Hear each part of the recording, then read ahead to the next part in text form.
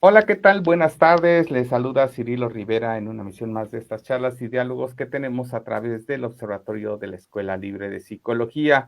Muchas gracias a todos y a todos que se están conectando poco a poco a través de este live.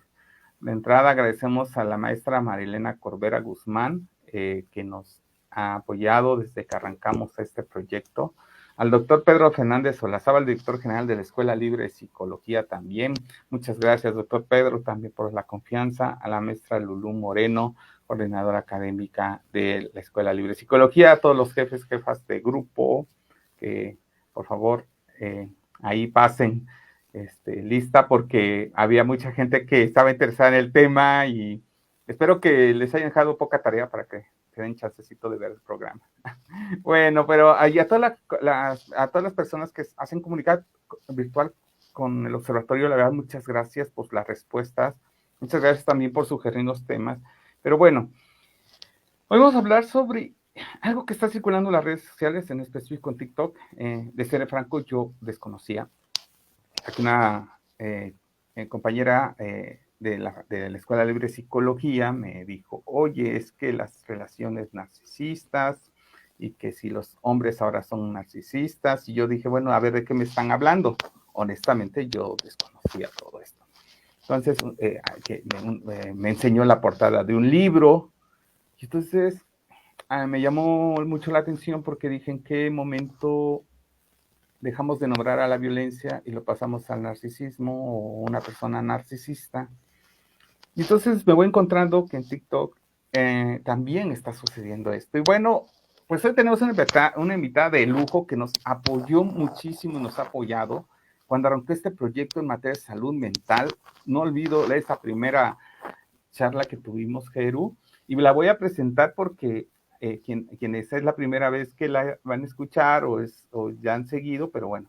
Ella es defensora de derechos humanos, feminista, psicóloga clínica con maestría en victimología y derechos humanos, ha ostentado el cargo de directora general para una vida libre de violencia en la Secretaría de las Mujeres de la Ciudad de México, ha sido su directora de vinculación interinstitucional en la Fiscalía General de la República, el Centro de Investigaciones y Apoyo Operativo en la Ciudad de México, también con la Fiscalía, fundadora de Consultora Resarcir, tiene estudios y trabajo en gobernanza de derechos humanos, género, peritaje victimológico con perspectiva de género, investigadora nacional del Grupo Multidisciplinario para las Alertas de Género, y sobre todo también por desaparición de niñas, adolescentes y mujeres en el Estado de México. Ha sido académica para el Ministerio Interior de la Dirección General de Políticas de Género en el Fondo de Población de Naciones Unidas, para el Banco Interamericano de Desarrollo, ha trabajado también temas de masculinidades, burnout, que por ahí tenemos un programa buenísimo con Jeru, por favor, échenle ojito, véanlo, compártanlo. Hablamos también de trauma vicario, por cierto, también otro tema que tenemos aquí en el observatorio. Y pues bueno, todo esto basado desde el enfoque de género, el enfoque feminista. Ha trabajado también para la Intendencia de Montevideo de Uruguay con abordajes victimológicos para víctimas de violencia basado en género, masculinidad, salud mental. Y bueno, yo puedo seguirme. Y bueno, es doctorante actualmente de la Facultad de Psicología de la Universidad de la República en Uruguay, con la investigación metodología de resarcir, abordaje victimológico para personas que atienden primer contacto en situaciones de violencia basadas en género, buenas prácticas y estrategias en salud mental para afrontar el burnout y el trauma vicaria en Uruguay y México. Bueno, ya espero que... Bueno, hemos abordado mucho de esto y ya me imagino esa tesis y espero que en un tiempo nos las puedas compartir. Querida Jeru, pues muchísimas gracias por haber aceptado abordar un tema que además tú conoces y quién mejor nos puede acercar a esto. Relaciones narcisistas, violencia en las relaciones de pareja, y bueno, es eso. Bueno, muchas gracias Cirilo, muchas gracias a toda la comunidad. Para mí es un placer y un honor compartir. Agradezco como siempre a la doctora María Elena, al doctor Pedro, a Lulú y bueno, a todos los compañeros, compañeras y compañeros que están estudiando psicología. Realmente para mí estos foros es parte también de la construcción de un aprendizaje colectivo y siempre agradezco y celebro la oportunidad de poder estar, bueno, compartiendo, ¿no? Y cuando me hiciste el favor de invitarme, me planteaste el tema y me quedé pensando en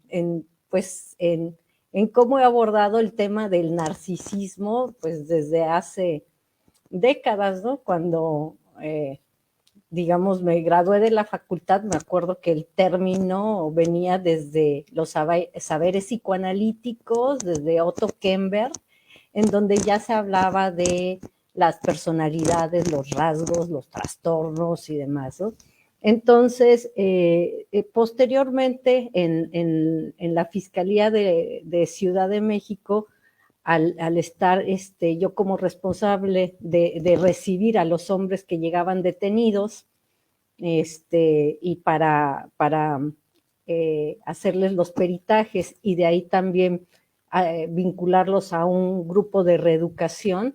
Bueno, parte de las herramientas para poder hacer un criterio de inclusión era justamente ver, o sea, que no tuvieran algún trastorno, algún rasgo y demás, que obstaculizara, digamos, el proceso reeducativo que se llevaba, ¿no? Era un dispositivo grupal.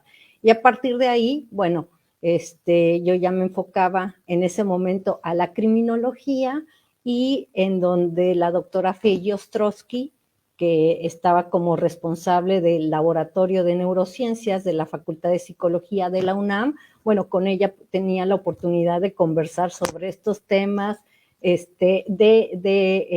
los varones y de las mujeres que cometen delito y demás.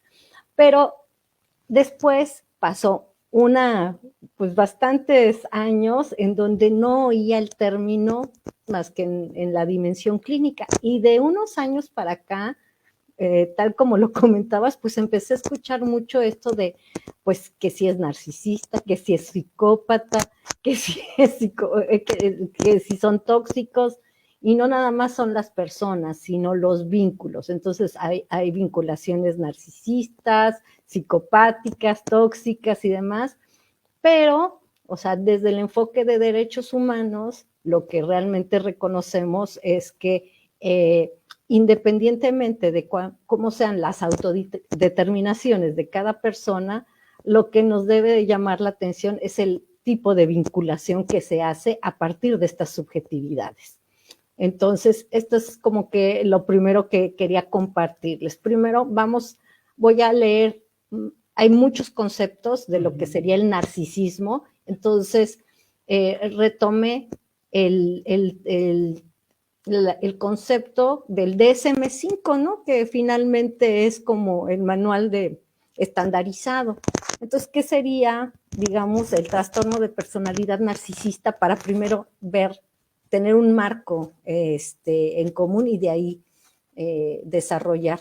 Es un patrón dominante de grandeza en la fantasía o en un comportamiento, necesidad de admiración y falta de empatía, que comienza en las primeras etapas de la vida adulta y se presenta en diversos contextos y que se manifiesta por 5 más de los siguientes hechos. 1, tiene sentimientos de grandeza y prepotencia, por ejemplo, exagera sus logros, talentos, espera ser reconocido como superior sin contar con los correspondientes éxitos. 2, está absorto en fantasías de éxito, poder, brillantez, belleza o amor ideal ilimitado.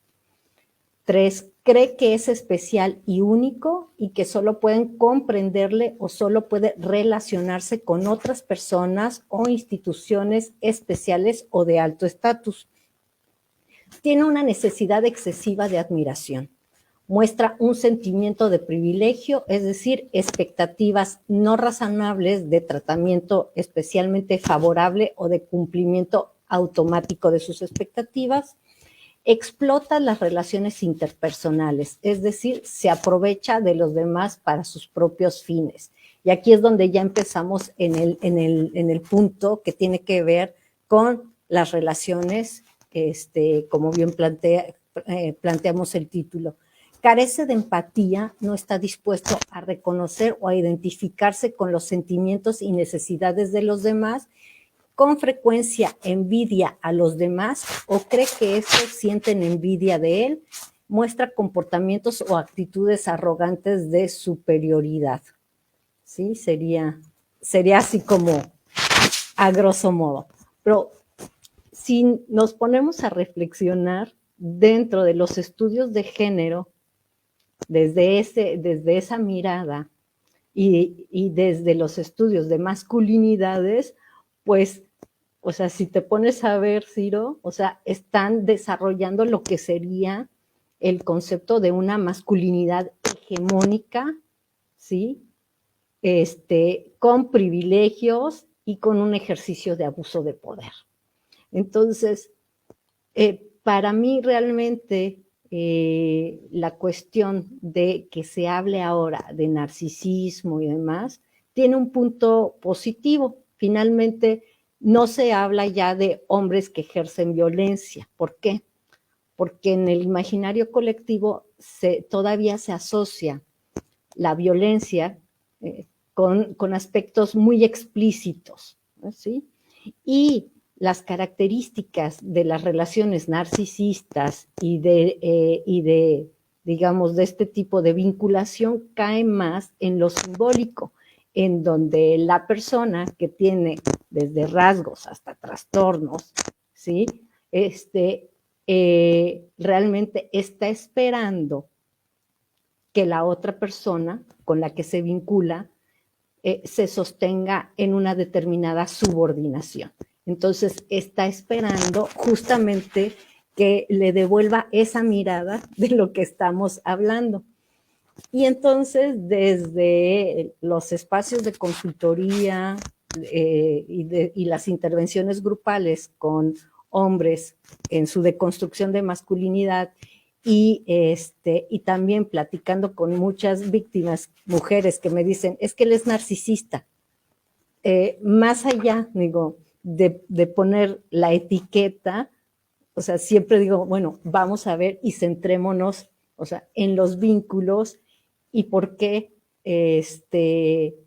eso que se llama anteriormente o que ahora se replica como narcisista, es un hombre que está ejerciendo violencia. Una violencia que cae más en el aspecto de lo emocional y de lo simbólico, ¿sí?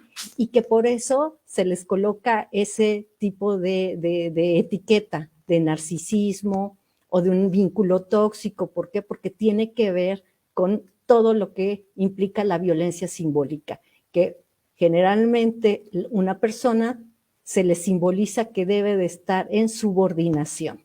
Eso es como para empezar. A mí me encantaría ver qué es lo que se piensa, qué reflexionas con esto que te acabo de compartir. Sí, mira, te manda saludos Rebeca. Dice excelentemente, gracias maestra Jeru por compartir los saberes y deja unas preguntas y dice, ¿por qué se ha popularizado tanto el término relaciones narcisistas? ¿Qué es lo que está pasando? Que en el fondo nos vamos en esa lógica y olvidamos otras o simplemente se van relacionando y no quiere decir que es mejor o que es peor, simplemente porque nos diste elementos muy importantes. Sí, yo lo que considero y lo que he visto es que ahora en este proceso histórico en donde la mayoría de las mujeres en la región de Latinoamérica tiene por las tecnologías de información y por los paradigmas constitucionales que se han transformado en donde está el enfoque de derechos humanos, por supuesto que tienen más elementos para identificar la violencia simbólica, ¿sí? Todas estas características de la violencia que no es nada más la física, que le toca a otra generación. Por ejemplo, la generación de los 70s, ¿sí? Para atrás. Generalmente tú le dices violencia de género y te dicen violencia física, violencia sexual, ¿sí? Dentro de los vínculos. No voy a hablar de la violencia feminicida, ¿no? Como la violación y el abuso de poder más extremo de derechos humanos, sino que de la cosmovisión de las personas de determinada edad atiende a nada más poder ver la violencia explícita. Pero las nuevas generaciones que crecieron ya o sea, con un paradigma de derechos humanos, y estoy hablando desde la generación millennial hasta ahora la centennial, y muchos de nuestros alumnos, alumnas que nos están escuchando y viendo, o sea, por supuesto que dentro de determinados contextos es muy difícil que, no imposible, que haya violencia física, ¿sí? O sea, porque ya ser machista y ser un hombre violento ya está mal, o sea, es políticamente incorrecto. Entonces, como se ha sofisticado la violencia de género por parte de los hombres que ejercen violencia, desde la buena conciencia dicen, no, pues yo no golpeo, yo no violo, yo no acoso sexualmente, pero sí estoy esperando la subordinación, ¿sí? De la otra persona. Entonces, eh, interpretaciones y abordajes para la conducta narcisista o los vínculos narcisistas las podemos ver en todas las corrientes terapéuticas, ¿no? O sea, con determinados nombres. El narcisismo viene más desde los marcos teóricos psicoanalíticos, pero desde la cognitivo-conductual, desde el humanismo, o sea, tenemos bien referenciado este tipo de personalidad. ¿Por qué ahora cobra de repente tanta relevancia? Porque de qué manera explicamos a ese tipo de personas, generalmente hombres, que ejercen violencia pero que no golpean, ¿sí? Que no van a hacer una violencia explícita de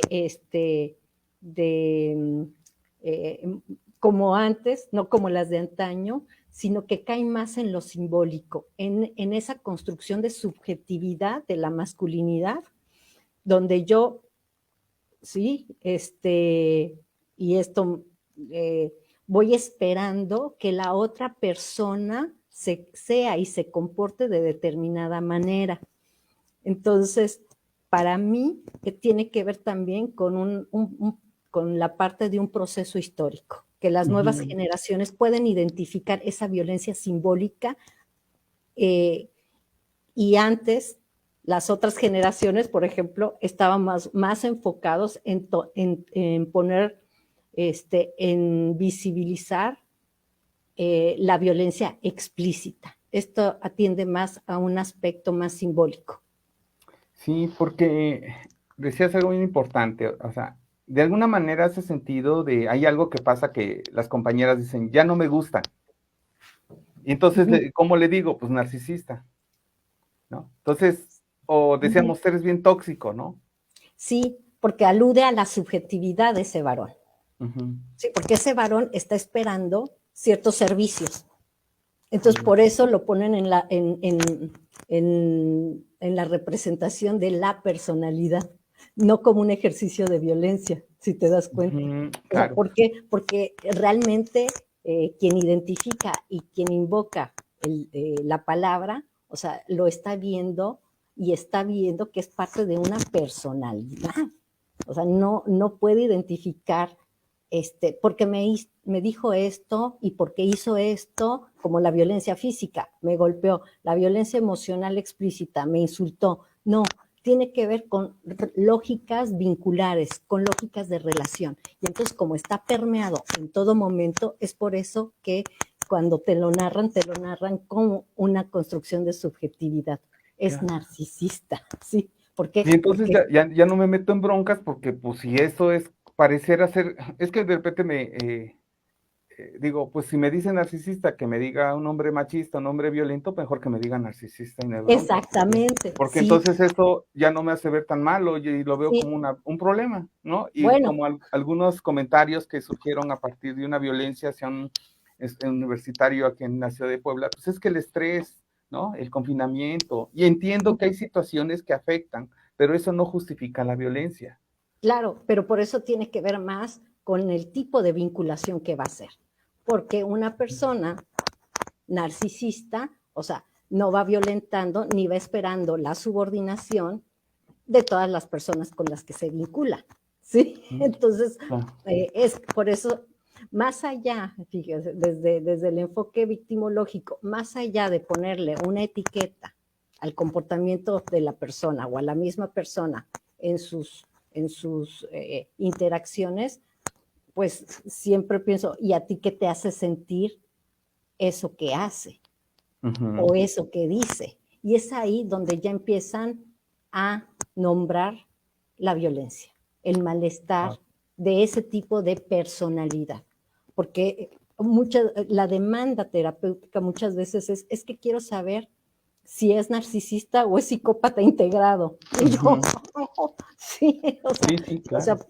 por eso me llamó mucho la atención cuando me compartiste del interés del tema, porque en efecto, o sea, hace, ¿qué te digo? Unos 5 años, difícilmente iba a venir una chica de entre la década de los 20, de los 30, inclusive de 40, o sea, con la categoría de narcisismo o de psicopatía integrada, o inclusive pensando que ellas son, o todavía más complejo. O sea, muchas asesorías para fiscalía o para poder judicial, en donde hay muchas mujeres que están en los peritajes señaladas con trastorno de personalidad narcisista, así.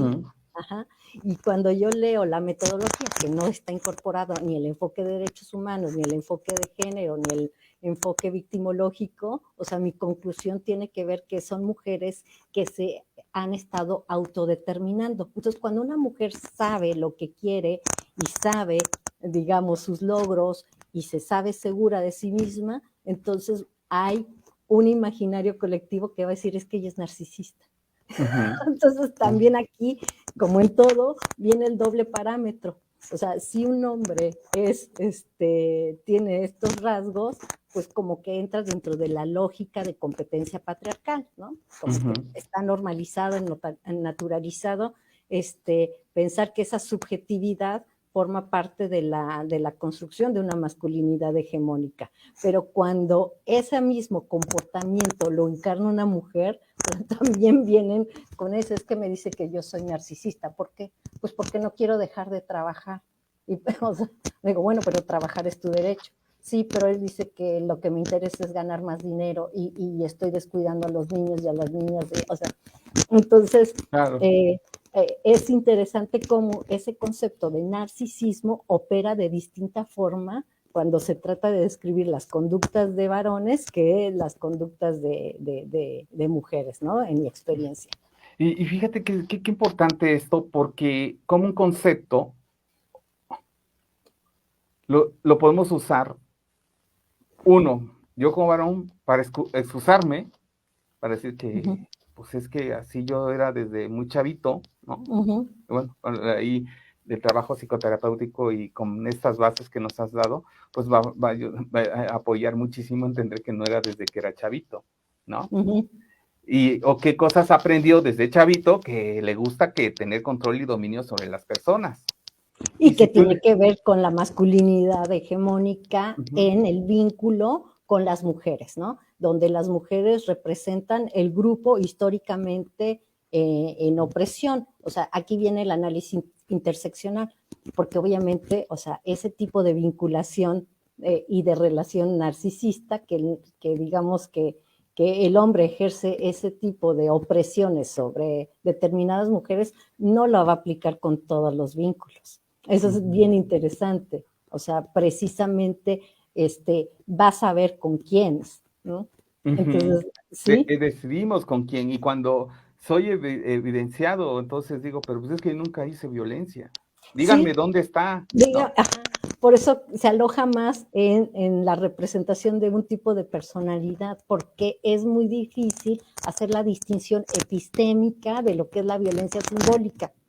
Y el concepto de violencia simbólica que está en la Ley General de Acceso a una Vida Libre de Violencia de la Ciudad de México, por ejemplo, ahí viene y tiene que ver con esta representación social que se hace de las mujeres en donde se considera que ellas, o sea, van a estar con determinados estereotipos y en subordinación en la vinculación con el varón.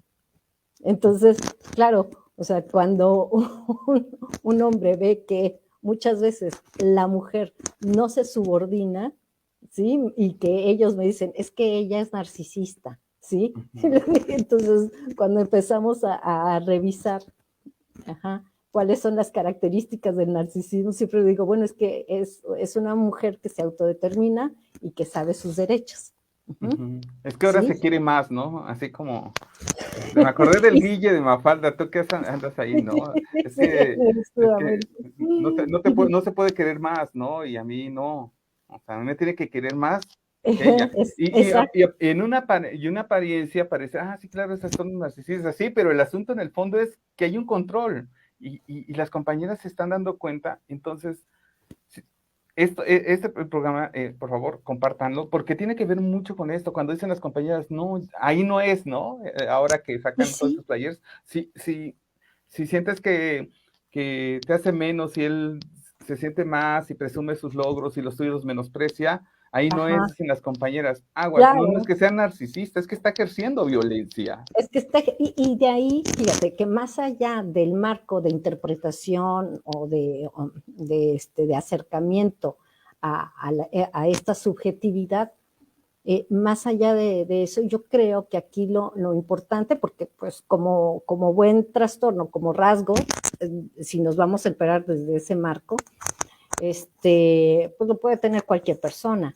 Sin embargo, o sea, cada vez vemos que, o sea, tiene que ver con la construcción de una masculinidad hegemónica, con un ejercicio de abuso de poder sobre cuerpos que simboliza que deben de estar en subordinación, ¿no? Ujú. Entonces, por supuesto, cuando tiene esta evidencia de que no se subordinan, bueno, pues es cuando empieza a generarle ya mucha molestia y empieza el ejercicio de violencia. ¿Por qué? Sí, Porque la otra persona se está autodeterminando en igualdad y entonces ya empieza el conflicto y el ejercicio de violencia acuérdense que la violencia es el dispositivo para controlar, someter, dominar y oprimir a una persona que se simboliza que en subordinación. sí, me suena todo esto a una frase que podemos ocupar algunos hombres, ¿no? Para aquello de que digan, no, yo no, bueno, también, no, tú no. Esto de, ahora ya se quiere mandar sola, ¿no? Es, ¡zas! ¿No? O sea, claro, a ver, pues en qué, pues si no se, oye, pues tiene derecho a mandarse sola, ni modo Sí, que te sí. tenga que pedir autorización a ti, ¿no? O, bueno, eso ya lo estoy comentando acá, pero llegan así a procesos de consulta privada o entre amigos. Pues oye, Ujú. ¿cómo? Pues ya ahora ya no quiere decir nada, ahora solita se manda, ¿no? Sí, o ya no quiere estar para satisfacer o para otorgar los servicios que yo le exijo, ¿no? O Ujú. sea, que me cubran los huecos emocionales, materiales, económicos y demás. Entonces, cuando una mujer pone distancia de esas exigencias que tiene que ver con otra vez, con este concepto de los vínculos que tiene la masculinidad tradicional, de esperar que las mujeres y de esperar que ciertos varones se subordinen, entonces es cuando viene este ejercicio de violencia, pues para poder seguir sosteniendo ese lugar, ¿no? Y que tiene que ver, bueno, pues con una necesidad de reconocimiento que siente esta persona. Ujú. Pero fíjate que más allá te digo, de nombrar del concepto nosológico, yo creo que más allá de la interpretación tendría que ver con una interpretación también ética, política de los fenómenos. ¿A qué me refiero? En este doble parámetro, en donde si un hombre ostenta determinada forma de ser, ¿sí? En donde se enfoca a su propio desarrollo y demás, lo cual está bien, o sea, pasa como normal, ¿no? O sea, es parte de las expectativas que se tiene sobre ese varón. Pero si una mujer dice que, por ejemplo, no quiere tener hijos, ¿sí? Dicen, pues qué egoísta, ¿no? Ujú. Una mujer que invierte ese dinero en ella, o que no está dispuesta a quedarse en un vínculo, en subordinación e interpela. Entonces, eh, es obvio que le va a causar malestar. Una característica de las personas narcisistas es, por supuesto, que sufren, porque la teología es una autoestima poco funcional, digamos, ¿no? Porque no me gusta ponerle estos conceptos de baja autoestima, alta, como siempre digo, ni que fuera la bolsa de valores, ¿no?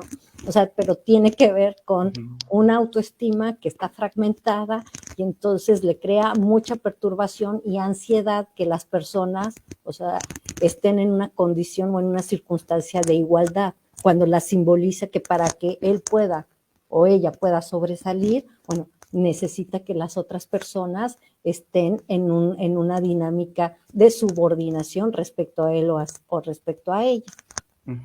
Oye, una de las preguntas que deja Rebe dice, es una realidad que existen características del trastorno narcisista que las mujeres podemos identificar en una pareja violenta. Y que, por ahí ya nos diste pistas, ¿no? Pero dice, ¿cómo lograr identificar? Y no sé si hay algunos elementos que en el acompañamiento desde este enfoque integral que tú trabajas, ¿cómo lograr identificar? Porque lo más sencillo, sobre todo en población joven, y no quiere decir que los adultos estemos exentos, algo que de inmediato es narcisista, ¿no? En el fondo hay cosas que estoy identificando y a lo mejor no me doy cuenta o, no, o me están lastimando y no quiero decirlas porque también no es fácil, pues, ¿no? Claro, yo siempre lo que invito es, más allá de la definición que se tenga respecto a él, o sea, digo, o sea, ¿qué es lo que sientes tú? O sea, ¿qué sientes tú cuando él hace tal cosa? Porque lo que tienden a hacer las personas narcisistas, obviamente, es más el relato, ¿no? El choro, el chamulleo, dicen acá, o sea, el choro mareador, ¿no? Entonces, lo que yo les invito a las mujeres siempre es decir, más allá de lo que te dice o de las narrativas acerca de su vínculo, o sea, ¿tú cómo vives el vínculo? Es que a mí no me gusta que, o sea, salga con otras personas y que me diga que me es fiel cuando yo sé que no. Es que no me gusta que cada vez que yo voy a, no sé, a salir con mis amigos o a mis amigas, siempre tiende a que decirme, y te vas a ir vestida así, o sea, nada, ¿por qué? Y se ríe, o sea, es esas violencias que son sofisticadas, que a veces se les dice gaslighting, ¿sí? Pero que tiene que ver con el que ellas se percaten de qué forma, ¿sí? Lo que él hace y lo que él dice, o sea, les afecta. Y a partir de ahí es cuando empezamos a descolocarnos, porque yo voy acompañando del ser víctima, ¿sí? Porque generalmente estas personas narcisistas, al no tener un posicionamiento ético, político de los vínculos, de las relaciones, bueno, tienden a instrumentalizar a las personas. Entonces, la persona, una vez que se percata que está siendo cosificada, instrumentalizada, ya no es víctima, ya deviene en la defensa de sus propios derechos humanos. Y es un trabajo muy bonito una vez que las compañeras identifican que tienen un vínculo con una persona con rasgos narcisistas, porque yo no me peleo con la denominación que ellas le colocan. Si a mí me dicen que, o sea, que es que ando con un hombre, pero creo que es narcisista. O sea, ¿qué me está diciendo? Que es un hombre que ejerce violencia y ella está sintiendo esa violencia, que no es una violencia de golpes, ¿sí? Que no es una violencia probablemente de insultos, pero es una violencia simbólica que está naturalizada en este orden social de decir las mujeres deben ser así y los hombres deben ser así, y cómo este hombre ejerce un tipo de masculinidad hegemónica, tradicional, con un ejercicio de abuso de poder porque cumple con las características de lo que ahora sí que el contexto social le dice que es un buen partido. Entonces, desde esa posición se coloca como diciendo, pues si yo cumplo todos los requisitos, me merezco entonces que todos los demás o todas las personas me admiren, me reconozcan, porque yo soy como que la representación de este estilo de masculinidad que el contexto neoliberal, eurocéntrico, nos ha enseñado que debe ser lo más prestigioso. Ujú, ujú. Y fíjate de qué manera se van conjuntando todo esto y lo que el modelo CCBIM nos dice, ¿no? Las actitudes irresponsables o cínicas, ¿no? Niego que ejerzo violencia, porque no, a ver, díganme en dónde está, ¿no? ¿Dónde Sí, están? sí. Y por eso ellas vienen muchas veces a terapia, porque dicen, yo creo que yo estoy loca, es que me dice que yo estoy loca, que soy muy sensible, que soy poco corresponsable, que no me interesa, que no estoy al tanto de sus necesidades. Espérate, ¿qué otras frases? Bueno, o sea, a mí me llama mucho la atención porque, pues, o sea, los rasgos y el trastorno narcisista es egosintónico. ¿Qué quiere decir? O sea, difícilmente van a ir a terapia y difícilmente van a sostener un proceso profundo y comprometido. Y tercero, difícilmente lo va a reconocer porque no le causa malestar. Ujú. ¿Sí? ¿Cuándo le causa el malestar? Cuando la persona, el vínculo, o sea, donde está esperando que esté en subordinación, se descoloca de ese lugar de subordinación y se coloca en igualdad desde el marco de los derechos humanos. Entonces, en ese momento es cuando empieza el malestar narcisista, porque sus vínculos o la vinculación que tiene en ese momento no se queda en ese lugar de subordinación. Entonces ya no les gusta, porque entra en competencia y piensa, como entra en competencia, simboliza que esa autodeterminación en igualdad la simboliza como que le quieren arrebatar o como que lo envidian o como que quisiera, y se trata del derecho de autodeterminación de las personas, pero que al ser mujeres se descolocan en ese lugar de subordinación porque se encarnan el derecho a una vida libre de violencia, generalmente las siguientes generaciones, las que están identificando eso, y ya no les gusta. Entonces, ¿por qué? Porque ellas ya no se subordinan, ellas ya no se quedan calladas, y entonces empieza muchos fenómenos que también podemos ver, sobre todo en la violencia digital. La violencia digital, por ejemplo, queda en el orden de lo simbólico y ahí te puedes dar cuenta, o sea, de estas heridas, ¿no? Cómo le duele que la persona, o sea, se autodetermine, una mujer que se autodetermine sexualmente, económicamente, entonces molesta y de ahí viene ese malestar. Los Dice, vínculos narcisistas donde ellas están en una opresión y en subordinación porque no se han percatado o porque les funciona así, fluyen maravillosamente. El conflicto viene cuando ellas, como dices, ven ya las luces y ya no se quieren colocar en ese lugar. y son las que solicitan regularmente proceso terapéutico, tanto individual y como pareja, Y ¿no? sí, sí, sí, porque lo que está haciendo es que está justamente autodeterminándose, descolocándose del lugar de subordinación.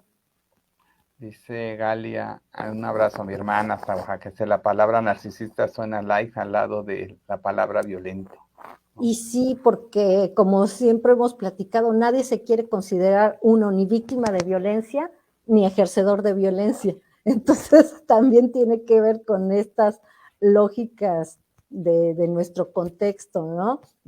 Bueno, no le vamos a poner violento porque suena muy feo, le ponemos relaciones tóxicas. Es el tóxico, la tóxica, pero es un ejercicio de violencia. Y después, bueno, es que no es un hombre que ejerce violencia, es narcisista. O sea, sí.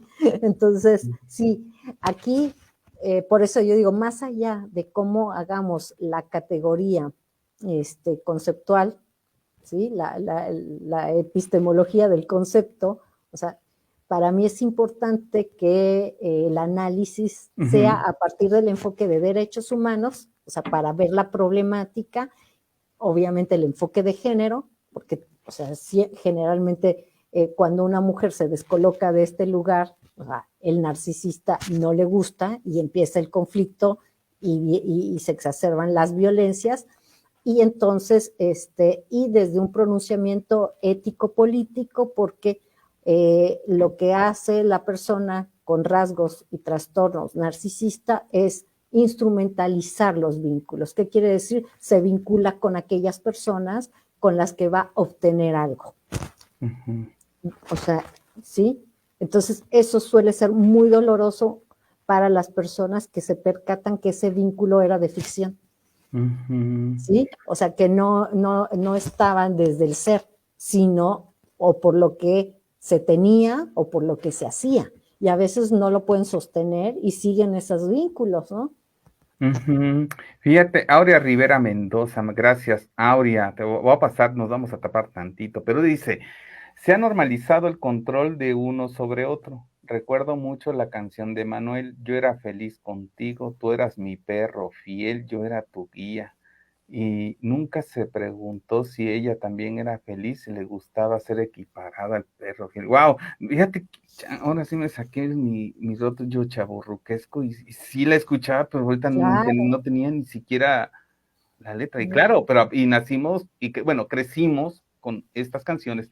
Y dice Aurea, dice, puede ser que el narcisismo crea ciertos tipos de violencia, sobre todo emocional. Gracias, Aurea. Así es. Al igual que Aurea, yo considero que por eso es importante verlo a la luz de nuestro propio proceso histórico, porque quienes chavorruqueamos, como bien dices, que nacimos en los 70s, ¿sí? Crecimos con este tipo de canciones, o la de Rómpeme, Mátame, o sea, luego yo me pongo a escuchar las playlists de los 80s y yo decía, bueno, pues es que realmente, ¿cómo no nos vamos a felicitar y reconocer las mujeres feministas? Porque nos descolocamos, digamos, nuestra transgresión y nuestra rebeldía fue desde esa subjetividad donde fuimos nosotras construidas o de donde nosotras emanamos. Y de ahí la importancia de los feminismos decoloniales, en donde a partir de este giro decolonial empiezas a ver por qué hay muchos vínculos que evolucionan muy bien, que donde dicen, no, aquí nunca ha habido violencia, siempre hemos vivido en paz. Yo creo que todo el mundo ha escuchado parejas que tienen 30, 40, 50 años de casados, y ya después cuando empiezas a ver un análisis ya y que te empiezan a platicar cómo se construye el vínculo, dices, claro, o sea, cuando está bien definida la opresión y la subordinación, pues no hay conflicto. Sí. El conflicto viene cuando la persona que está simbolizada, ¿sí? Desde ella misma en una posición de subordinación, que tiene que ver con esto de la ontología del ser, donde te crías bajo ese precepto y encarnas ese precepto en subordinación, y para ahí está los teóricos del giro decolonial, que va desde Enrique Dussel, María Lugones, Rita Segato, Karina Ochoa, o sea, ya varios abordajes que se ven acerca de este giro decolonial, en donde ya las nuevas generaciones, con toda la información, con los nuevos paradigmas de derechos humanos, pues ya no están dispuestas a quedarse en subordinación. Y entonces hasta emergen las canciones de distinta forma, donde te hablan todo eso, ¿no? De cómo ya se descolocan de ese lugar de subordinación y de opresión. Vamos a ir cerrando y mira, dice Aurea Rivera, gracias Aurea. Dice Solfer, gracias Solfer, qué gusto leerte. Dice, a mí me parece que ahora le llaman narcisista a hombres violentos y no sé si se puede patologizar todas las violencias porque si está enfermo, entre comillas, tiene cura. Y si es una enfermedad mental, no sería responsable tal vez de sus actos. Y sí, y tienes razón, Sol, porque realmente por eso yo comentaba que a mí no me gusta utilizar el concepto del DSM-5, porque el solo poner trastorno ya parece que le da una venia como si estuviera enfermo, y pues no, o sea, realmente aquí viene la invocación, y por eso digo el enfoque de derechos humanos y el enfoque ético-político a la hora de analizar los vínculos, porque si nos quedamos nada más a hablar de emociones sin estas miradas, pues obviamente estamos construidos y todo el orden social es patriarcal. Entonces, si hablamos de igualdad de los vínculos entre hombres y mujeres desde, o sea, las emociones, sin hacer un análisis ético-político de los procesos históricos de subordinación donde hemos estado las mujeres, desde el análisis interseccional, desde el giro decolonial, pues entonces, ¿qué pasa? O sea, hay una minimización de los ejercicios de violencia y obviamente en este doble parámetro un estigma hacia, o sea, aquellas mujeres que se descolocan de ese lugar y se autodeterminan. Ujú, ujú. Pues mi querida Jeru, para ir cerrando a manera de reflexión, eh, pues nos has compartido algo que sucede dentro de esta personalidad. Sin embargo, me acuerdo cuando puse por ahí en el Facebook toda esa reflexión ahí medio locochona que dije, a ver, decían, bueno, pero es que el narcisista es violento. Y algunas decían, bueno, es que si hay trastorno narcisista. Me gusta cómo lo abordas sin menospreciar ni mucho menos a las personas que lo señalaban, pero aquí, como decías, tiene que ver el vínculo, los efectos que tiene ese vínculo con el ejercicio de poder para compartir esto que tanto Sol y tú y lo que Aurea han señalado y Galia que decía, no, pues suena más like, ¿no? Las uno suena más like, sin embargo, las consecuencias en la vida de las mujeres es muy grave. Y ahí está nuestro foco de atención. Uh-huh, uh-huh. Sí, o sea, si a mí me preguntaran, o sea, que más allá de la etiqueta de que si es narcisista, psicópata integrado, neurótico, o sea, bueno, es un hombre que ejerce violencia y esa violencia tiene afectaciones. Entonces, es ahí donde realmente nos debemos de derivar, desde este análisis ético-político de los vínculos y no nada más que nos quedemos a un nivel descriptivo de las emociones, porque entonces parece que todo se vale y entramos en esencialismos. Uh-huh. Bueno, Aurea dice, el narciso solo se ama a sí mismo y no toma en cuenta las necesidades de los demás, no solo de su pareja, ¿no? No, Entonces, instrumentaliza los vínculos, tal cual. uh-huh. Pues mi querida Jeru, ¿qué reflexión final nos dejas?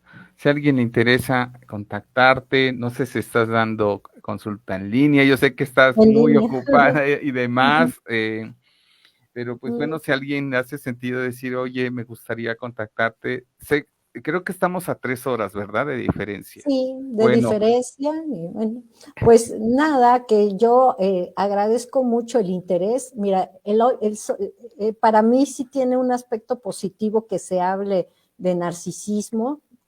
¿Por qué? Porque es la manera en que las nuevas generaciones están simbolizando, están identificando las afectaciones por la violencia simbólica, por la violencia que normalizada, la que nuestra generación muy probablemente no identifique tanto, porque a nosotros nos tocó visibilizar más bien las violencias explícitas, el feminicidio y demás. Entonces, claro, pues si no hay sangre, si no hay golpes, si no hay violencia, sí la hay y la identifican bien. Le ponen esa etiqueta, ok, entonces hagamos un análisis ético, político y desde la evolución de los derechos humanos para analizar esos vínculos. perfecto, wow. Ay, dejas un cierre maravilloso que nos invita a seguir y a reflexionar y sobre todo posicionarnos en un lugar distinto. Eru, ¿cómo te pueden encontrar? ¿Hay algo que estás haciendo? Sabemos, extrañamos tus cursos, por supuesto. Espero que Sí. cuando haya la posibilidad, no busquemos el papel, yo sé que nos sirve, pero de verdad escuchar y aprender de Jeru es impresionante, cosa que ahora que estoy en un proceso de que quiero certificarme en algo, tu curso me dio bases y sigue siendo una base que para mí me está ayudando mucho. Jeru, cuéntanos si estás en este momento en algo o todo. Sí, bueno, pues sí estoy muy contenta acá en Uruguay, sigo capacitando a instituciones, a sindicatos, terapia individual, de todo, realmente sí hay un enfoque pues por incorporar y por deconstruir desde el giro decolonial que es mi invitación a que todos los alumnos, alumnas en psicología, por favor, empiecen a ver qué es esto de la modernidad, del giro decolonial, para problematizar nuestra, pues sí, cómo encarnamos estas identidades de género y estas subjetividades y construyamos un buen vivir Ay, colectivamente. pues ojalá que en cuanto haya un espacio nos abras un huequito y nos digas cuándo nos das un taller. Yo sé que estás hasta el full de trabajo, estás con lo del doctorado, pero además también, no sé si das consulta en línea, por si En alguien. línea. Ok, perfecto. ¿Dónde te pueden escribir o te buscan? En el inbox de Facebook o en Instagram, generalmente me meto una vez a la semana, pero contesto. Ajá. Excelente. Pues mira, Adriana Echel Rojas, excelente tema como siempre. Gracias, Adriana, qué gusto. Aurea, gracias por la plática, ¿no? Gracias a ti, Aurea, qué agradable que estén por aquí.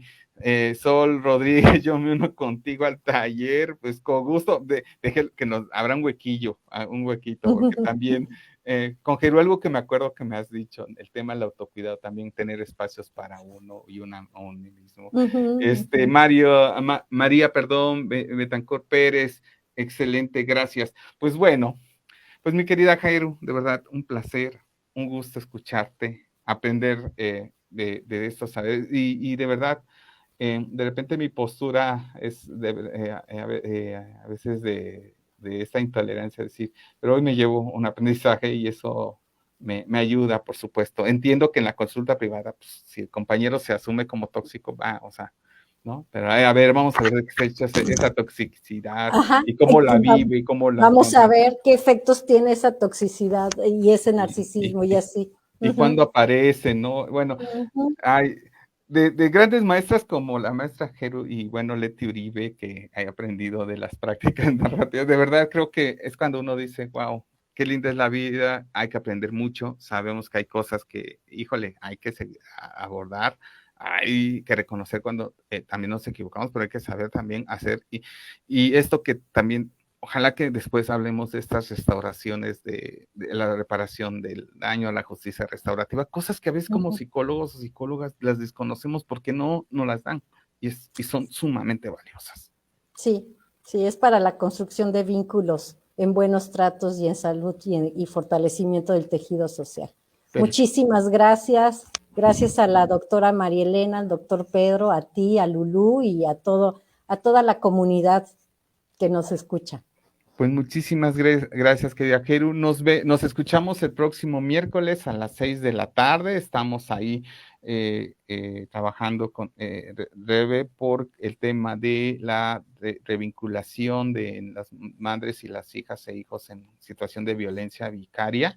Estamos afinando detalles y de verdad muchísimas gracias a ustedes que se conectaron. Compartan esto, por favor, y nos escuchamos la próxima semana. Gracias a la maestra María Elena Corbarra Guzmán, al doctor Pedro Fernández Olazábal, a la maestra Lulú Moreno y a toda la comunidad libre y la comunidad virtual que está en el observatorio. Muchísimas gracias, que tengan muy buena tarde.